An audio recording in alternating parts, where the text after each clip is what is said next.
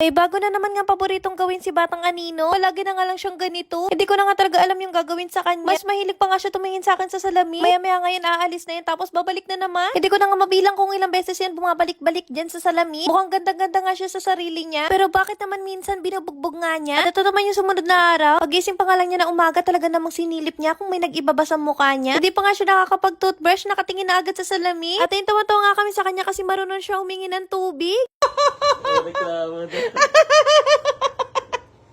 Wala ka ng tubig.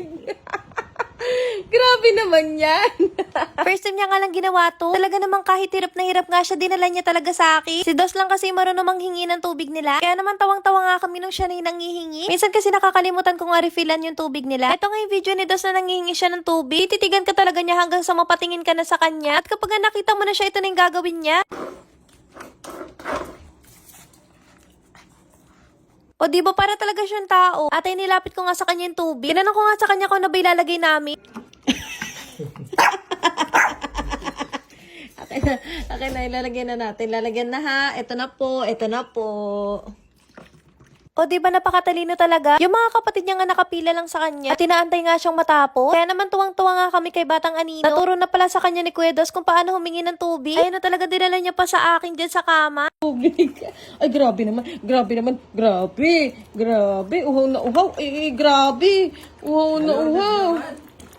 Pagkalagay ko nga ng tubig talaga namang uhaw na uhaw. At ito ngayon nagagawa kami ng doormate. Talaga namang habang busy kami, siya din busy din siya manguha ng karton. Gusto niya nga daw tumulong. Pero bakit naman lalong kumala? Kinalat-kalat niya nga lang yung mga karton. Akala ko ba tutulong? At nung sinaway na nga siya, iba naman tong pinagtripan niya. Nakita na naman nga niya itong gown niya. Alam niyo naman to kapag nakakakita ng gown, gusto niya suotin palagi. At maya-maya nga, dito na naman siya sa salamin. Akala niya nga siguro bagong do. Kaya naman pinipilit niya talagang palabasin. At maya-maya nga, tumigil na nga siya doon sa salamin. Yun pala may ginangat nga. Mamaya-maya nga yan, babalik na naman yan doon. By the way, kinuha ko nga pala sa kanya yan Hindi ko pa sila hinahayaan kumakain ng kung ano-ano. Mamaya nga mahirapan nila ilabas. Kaya naman kinuha ko na nga sa kanya to. Meron ka bang dog na madaming buhok? Hala ka, kakalbuhin na yan. Hindi, joke lang. Meron tayong product na pwede makapagpatanggal ng buhok. Ito nga yung KN Detangling Spray. I-spray mo lang yan sa may buhol tapos i-brush mo. And after ilang minutes, makukuha mo na nga yung buhok. Ito naman yung ginagamit ko sa tenga nila para hindi sila magka-ear mite. First, naglagay mo na ako nitong KN Ear Powder sa tenga niya. Pag nilagyan mo nga ng powder yung tenga niya, mabilis mo na lang mabubunot yung buhok niya sa tenga. Yan kasi yung dahilan kung bakit bumabaho yung mga tenga nila. Yes, nang dahil dyan sa may buhok na yan. Next naman, lalagyan ko siya nitong KN Ear Cleaning Solution. Ito naman yung makakapagpatanggal ng mabahong amoy sa tenga nila. Yung amoy nga pala nito, tumatagal siya ng 5 days. As in, sobrang bango talaga pagkatapos yung silang linisan. Siyempre, ito talaga nangungunang bumabaho sa kanila. Para sa mga gustong order, lalagay ko to sa comment section or sa yellow basket.